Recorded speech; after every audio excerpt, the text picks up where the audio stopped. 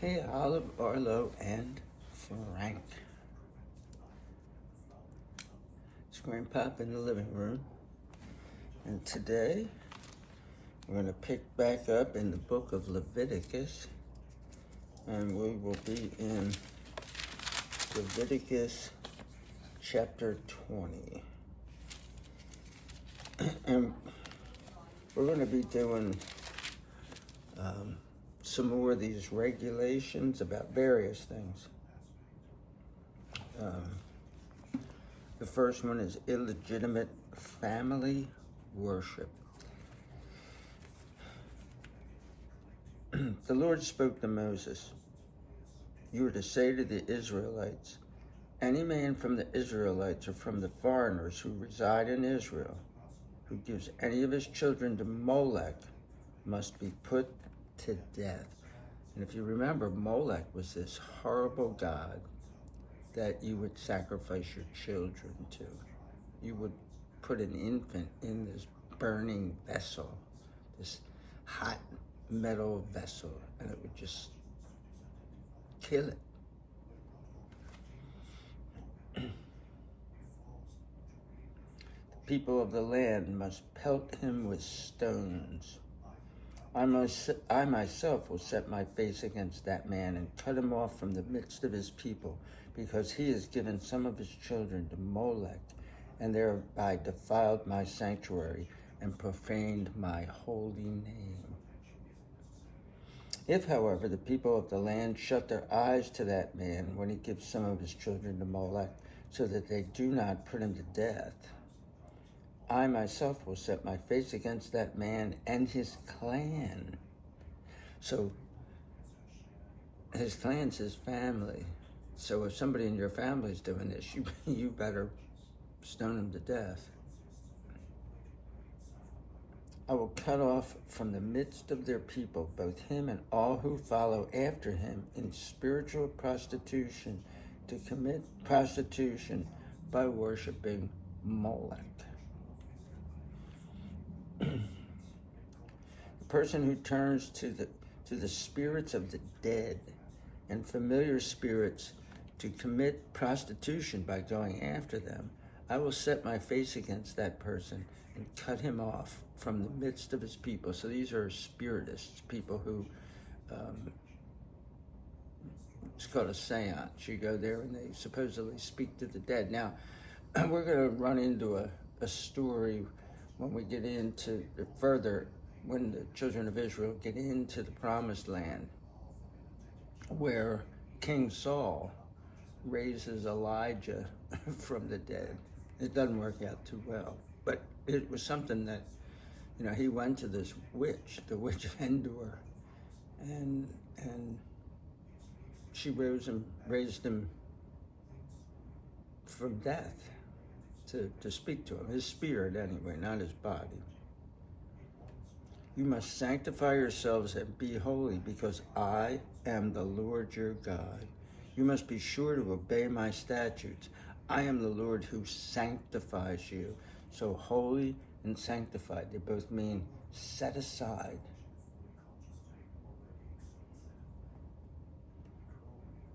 If anyone curses his father and mother, he must be put to death. He has cursed his father and mother. His blood guilt is on himself. If a man commits adultery with his neighbor's wife, both the adulterer and the adulteress must be put to death. And this comes up in the Gospels, where they're going to be putting this woman to death for committing adultery, but not the man. And then Jesus, who says, if you even think about your neighbor's wife in a sexual fashion, then you did the same as actually having sex with her. And he says to the men that are standing there, well, you without sin, you cast the first stone. Because we all have sin. We sin all the time, every day. If a man has sexual intercourse with his father's wife, he has exposed his father's nakedness. Both of them must be put to death. Their blood guilt is on themselves. If a man has sexual intercourse with his daughter-in-law, both of them must be put to death. They have committed perversion. Their blood guilt is on themselves. If a man has sexual intercourse with a male, as one has sexual intercourse with a woman, the two of them have committed an abomination. Now, homosexuality is no different than any other sin. Like if you did any of these other things, you couldn't go, yeah, but that guy's worse because he did it with another man. No, it's just as bad as any of these other things, but it is a sin. People tell you, well, yeah, it doesn't say in the Bible that homosexuality is a sin. It does right here. And in Romans chapter 1 in the New Testament, it says that you're not supposed to do it. They must be put to death. Their blood guilt is on themselves. If a man has sexual intercourse with both a woman and her mother, it is lewdness. Both he and they must be burned to death, so that there is no lewdness in your midst. If a man has sexual intercourse with any animal, he must be put to death, and you must kill the animal. Now that sucks, because the animal doesn't have anything to say about it. If a woman approaches any animal to have sexual intercourse with it, you must kill the woman, and the animal must be put to death. Their blood guilt is on themselves. So, and I think they've already mentioned all these things, but now they're saying, here's the penalty when you do it. If a man has sexual intercourse with his sister, whether the daughter of his father or his mother. So, we're talking about anybody who's a half-sister or full sister, because I'm sure it's either or. And she sees his nakedness, it is a disgrace. They must be cut off in sight of the children of the people. He has exposed his sister's nakedness. He will bear his punishment for iniquity. If a man has sexual intercourse with a menstruating woman and covers her nakedness, he has laid bare her fountain of blood, and she has exposed the fountain of her blood. So both of them must be cut off from the midst of their people. So, yet you must not expose the nakedness of your mother's sister and your father's sister, for such a person has laid bare his own close relative. They must bear their punishment for iniquity. If a man has sexual intercourse with his aunt, he has exposed his uncle's nakedness. They must bear responsibility for their sin. They will die childless.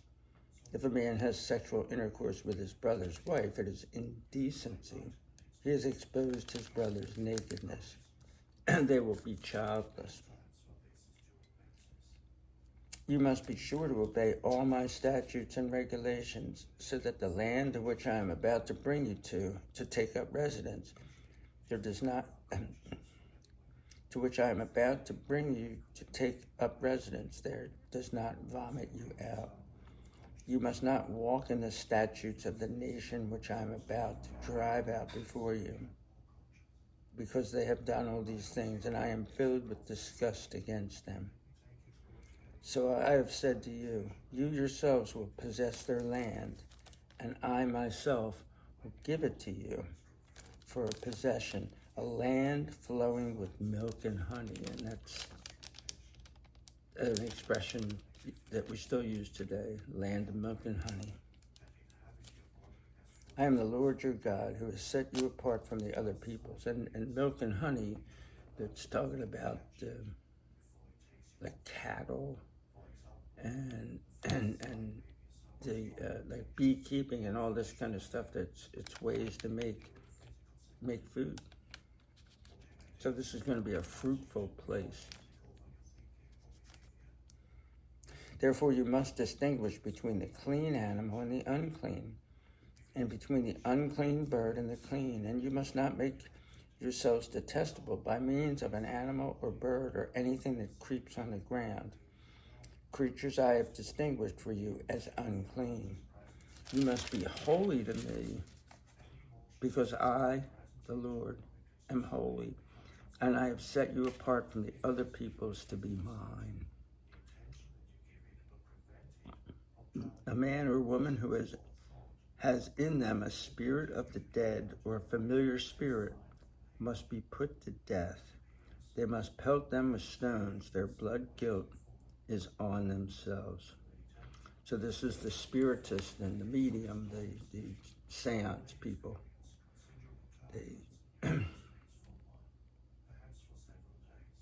Because these realms are spiritual, but they're dark spiritual. They're not light. They're darkness.